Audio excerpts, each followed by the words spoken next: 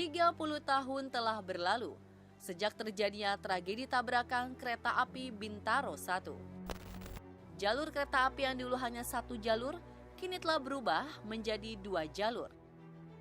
Tak hanya itu, tragedi Bintaro 2 yang terjadi di perlintasan kereta Pondok Betung Bintaro telah ditutup dan diubah menjadi flyover. Bukan tanpa sebab, perubahan demi perubahan tersebut dibuat demi mengurangi angka terjadinya kecelakaan yang kerap terjadi di jalur kereta api Bintaro ini.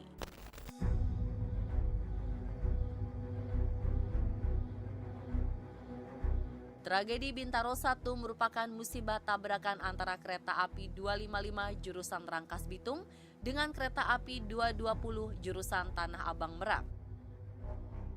Kecelakaan ini tercatat sebagai kecelakaan kereta api terburuk yang pernah terjadi dalam sejarah Indonesia. Terjadi pada 19 Oktober 1987, tragedi ini memakan korban jiwa hingga 156 orang dan 300 orang lainnya menderita luka-luka. Bayangkan saja, dengan posisi penumpang yang luar biasa padat, kedua kereta berjalan dari arah yang berbeda dengan kecepatan penuh. Berada di jalur tikungan, kedua masinis sama-sama tidak bisa melihat adanya kereta yang datang dari arah depan.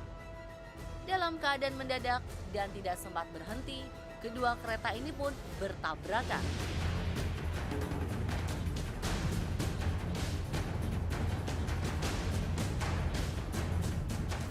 Dan saat itu, seorang pemuda bernama Kari Soekarno yang merupakan warga setempat menjadi orang pertama yang masuk ke dalam kereta untuk menolong para korban. Waktu kejadian itu, saya kan memang tiap pagi duduk di rel. Nah, pada saat itu, begitu saya nggak lama duduk di rel, tiba-tiba ada kereta yang dari arah Bayuran ke Serpong muncul, ada klakson. Kemudian muncul lagi kereta dari arah Sudimara ke Kebayoran Lama. Nah, saya bergegas, wah ini tabrakan saya bilang. Saya pulang, karena rumah saya nggak jauh kan, cuma 3 rumah dari kejadian itu. Saya pulang kasih tahu ke orang rumah, ada tabrakan kereta, saya bilang gitu. Terus kami bergegas langsung ngambil linggis, tangga sama gergaji besi untuk mencoba evakuasi nanti kan gitu. Terus kami datang ke TKP, pas saya sampai di lokasi, kereta itu ya jadi satu, bukannya terbalik atau bagaimana, jadi satu. Nah, kemudian kami bikin lubang tuh di jendela, karena semua jendela tertutup oleh kayu-kayu, besi-besi itu. Terus kami naik pakai tangga, kami dongkel pakai linggis, dan kita potong-potong secara pelan-pelan. Kemudian begitu udah ada lubang baru, itu korban dahsyat banget di dalam. Banyak sekali korban.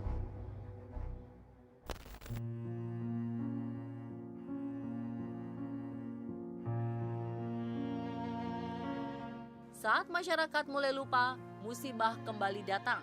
Tak jauh dari lokasi kejadian tragedi Bintaro 1. Tepatnya pada 9 Desember 2013, tabrakan hebat antara komuter lain jurusan Serpong Tanah Abang dengan truk gandeng bermuatan 24 kiloliter BBM. Tabrakan ini membuat gerbong wanita terguling dan terbakar.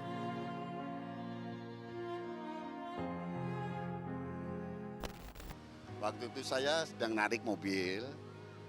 Ya, mobil ini nurunin barang-barang etalase yang mau dagang di pasar sini. Nah, begitu berangkat sampai situ, kira-kira depan sekolah itu ada ledakan, tung. Nah, saya nggak jadi ngambil, langsung saya masuk ke sana, ke Balai Rakyat. Mobil saya taruh di sana. Nah, begitu sampai saya karena ngelihat kereta udah nyender di tiang, saya nggak berani deketin. Nah, jadi akhirnya anak-anak banyak pada nolong, ya kan Bu. Nah, begitu nolong, saya deket sini udah kepanasan gitu. Nah, saya cuman bantu perempuan di sana satu, hampir pingsan di masjid. Memang sebetulnya kejadian sebelum ini kereta itu memang ada keanehan.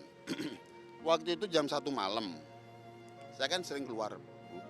Begitu saya keluar, Nah, itu penjaga kereta situ, itu namanya Pak Toyo. Kereta api datang ditutup. Begitu api nutup, katanya punuknya kayak ada yang mukul gitu loh. Dia tidur sampai macet dari sini sampai ke Hankam sana. Saya posisi waktu itu sedang di rumah. Tiba-tiba tuh anak saya teriak bahwa di depan itu ada kebakaran. Tanpa banyak ini lagi, saya langsung loncat nyari anak saya. Setelah anak saya udah kumpul, baru saya lihat ke depan. Ternyata ada perempuan yang udah kakinya ini kebakar. Dari situ saya langsung turun tangan bantu. Ada 3 orang bantu bopong dievakuasi ke masjid. Kalau dibilangin serem ya memang kalau kita ini memang serem lah. Karena itu di dekat lokomotifnya ada seorang perempuan kejepit pintu yang udah nggak bisa kebuka lagi. Itu udah kebakar habis.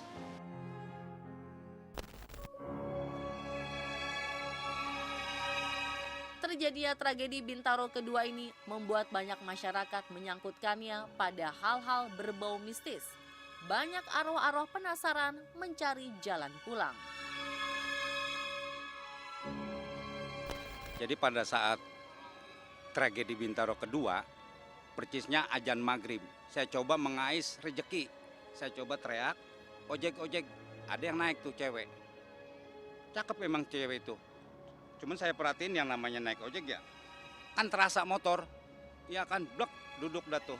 Jadi dari ujung dari sepatu sampai muka semuanya merah, mukanya merah. Pas saya bawa tuh ojek, katanya kemana mbak tujuannya? PJMI, Perumahan Jurang Mangu Indah.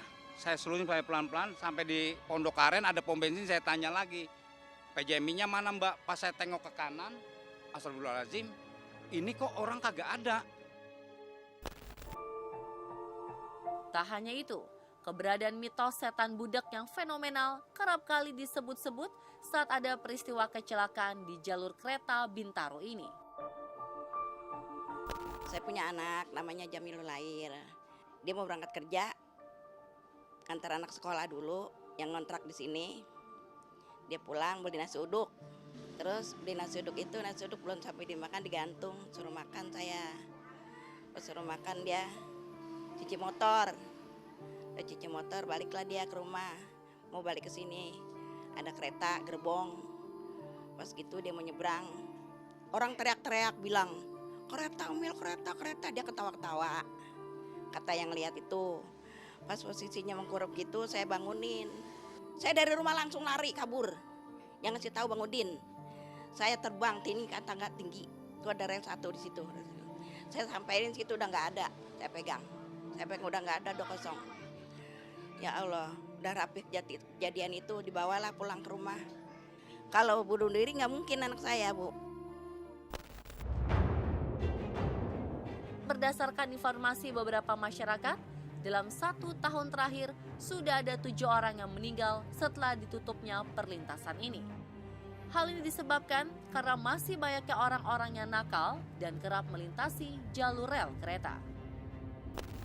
Dan lagi-lagi, setan budak kerap disebut sebagai penyebab terjadinya kematian bagi orang-orang yang tewas di jalur rel kereta Bintaro ini.